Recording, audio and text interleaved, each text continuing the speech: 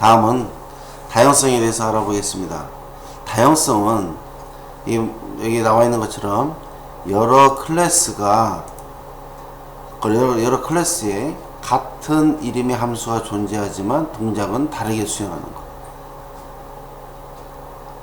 객체지향 언어에서는 이러한 내용들을 오버라이딩이다 라는 말을 써요. 오버로딩, 오버라이딩이라는 말이 있죠. 그래서 제가 이러한 다양성 설명하기 위해서 오늘은 오버라이딩을 가지고 예제를 들어서 설명을 드리겠습니다. 이 그림에 보시면 드로우라는 이름이 있고 밑에는 원이라는 삼각형의 드로우, 원의 드로우, 삼각형의 드로우, 사각형의 드로우, 똑같은 이름의 드로우가 있고 그 안에는 오각형 그리기, 원 그리기, 삼각형 그리기, 사각형 그리기. 자, 여기에 보면 상위 클래스에서 드로우라는 함수가 있는데 그 아래 하위 클래스에서 똑같은 이름의 원 그리는 드로우라는 거, 삼각형 드로우, 사각형 드로우라는 함수가 있어요. 이거는 무슨 의미냐? 요 함수가 드로우라는 함수가 있는데 오각형을 그리고 있지만은 다른 클래스에 가면은 이 원 클래스에 가면은 원을 그리는 드로우 기능을 수행합니다. 즉 다시 말하면 하이 클래스에서는 그들만의 고유한 속성과 오퍼레이션을 재정의해서 사용한다. 이게 오버라이딩입니다.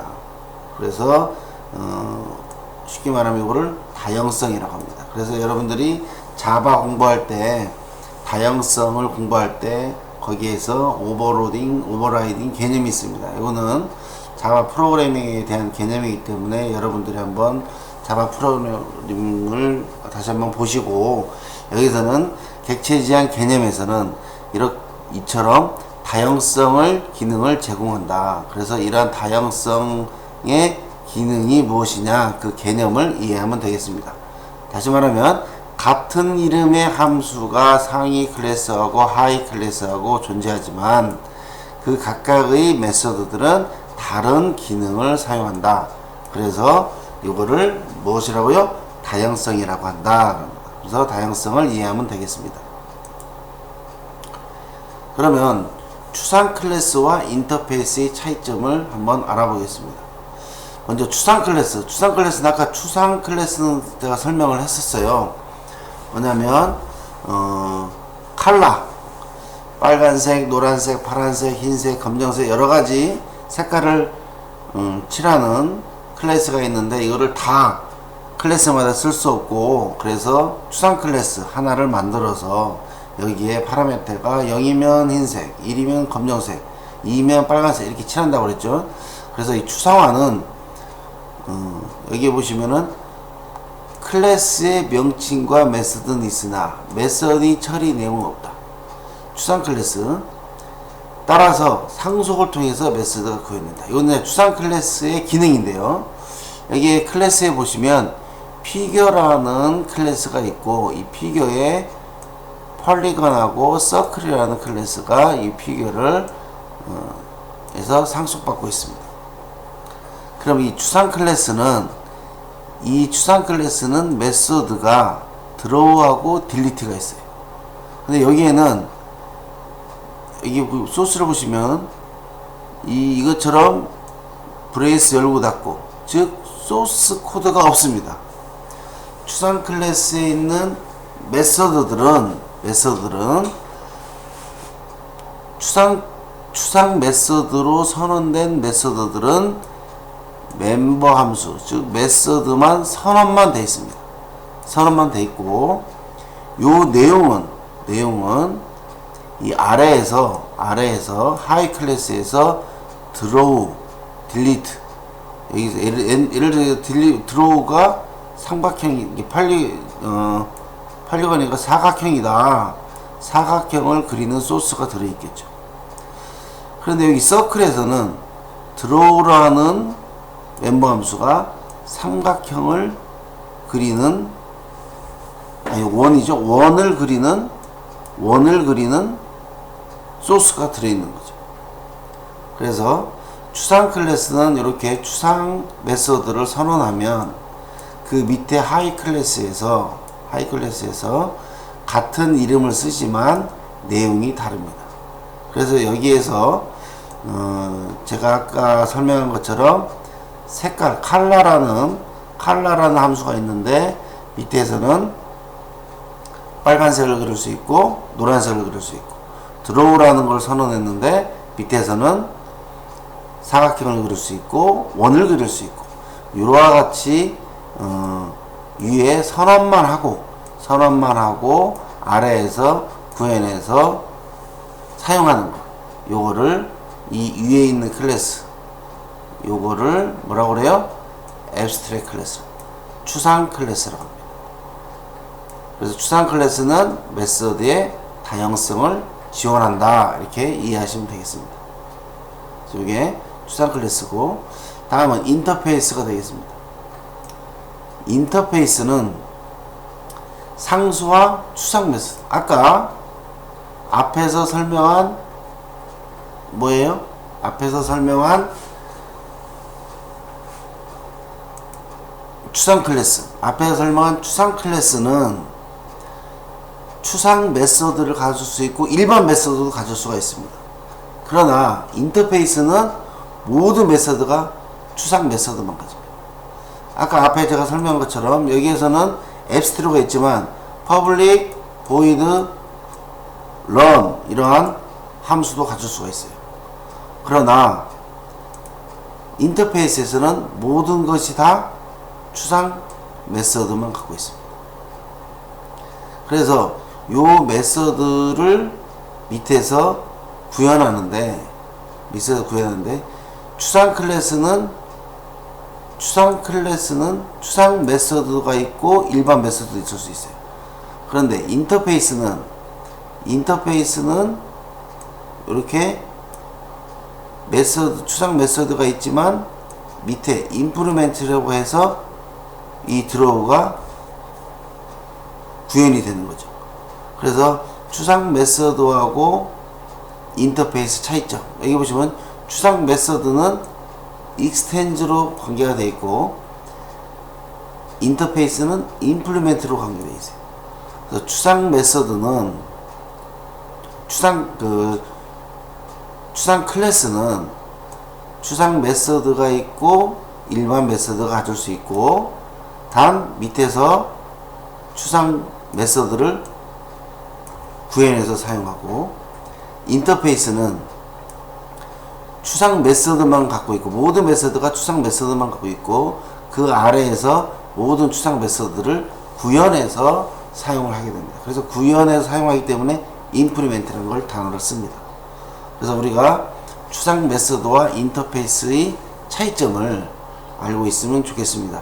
그래서 abstract 클래스 네임 그러면 추상 클래스고 밑에는 익스텐즈로 상수관계인 익스텐즈로 표현을 하고 각각을 구현해서 사용하고 인터페이스는 모든 멤버 함수가 추상 메서드로 되어 있고 임플리멘트로 되어 있어서 밑에서 그 같은 이름의 멤버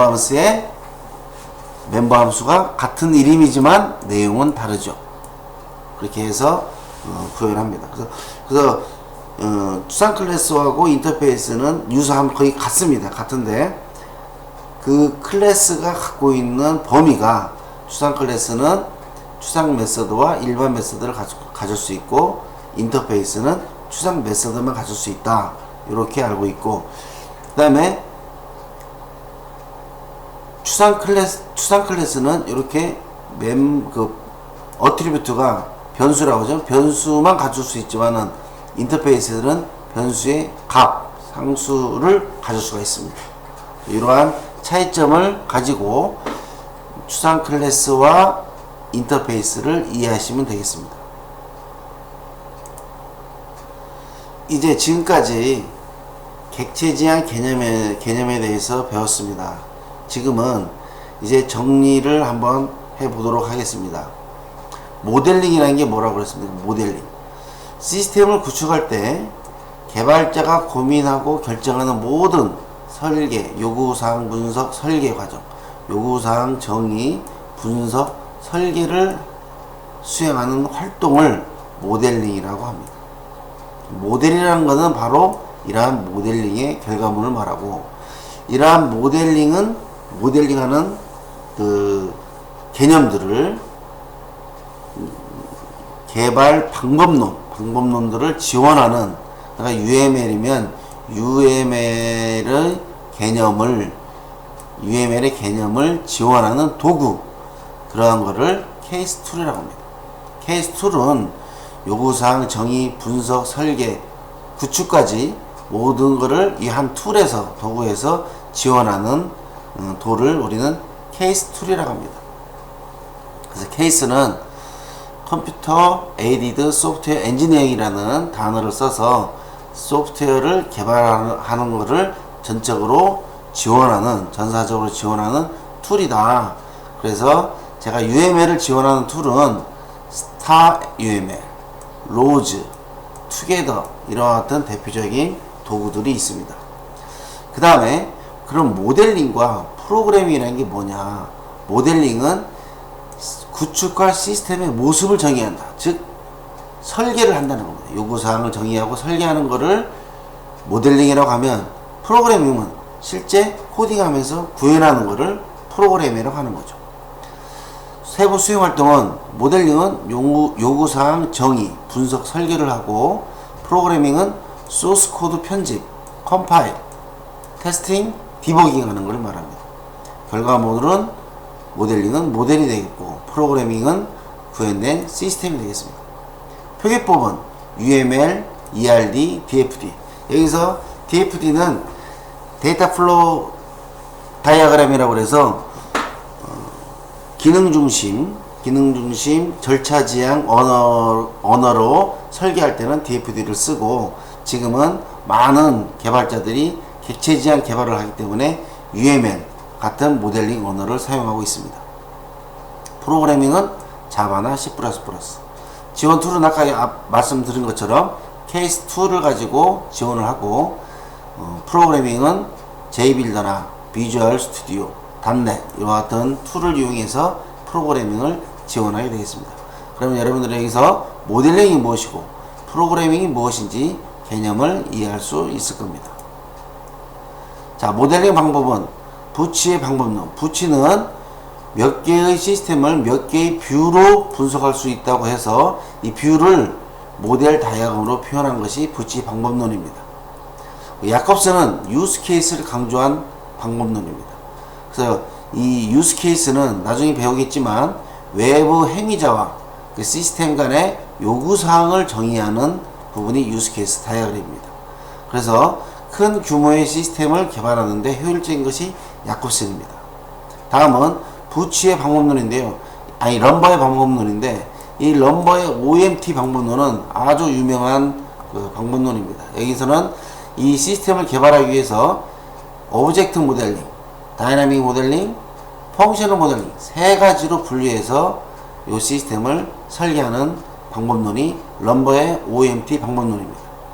그래서 요거는 객체 모델은 시스템에 대한 모델을 찾아서 객체의 속성과 객체 간의 관계를 설명하고, 동적 모델은 객체들이 행위와 상태를 포함하는 생명주기를 나타내고, 기능 모델은 객체의 변화로 인해서 다른 상태로 전이가 되었을 때 어떠한 동작을 수행하느냐, 이러한 세 가지 모델 방법으로 표현하고 있습니다. 그래서 UML은 대부분 요 OMT의 방법론들이 많이 들어가 있고, 나머지 유스 케이스나 다른 방법론은 야콥슨이나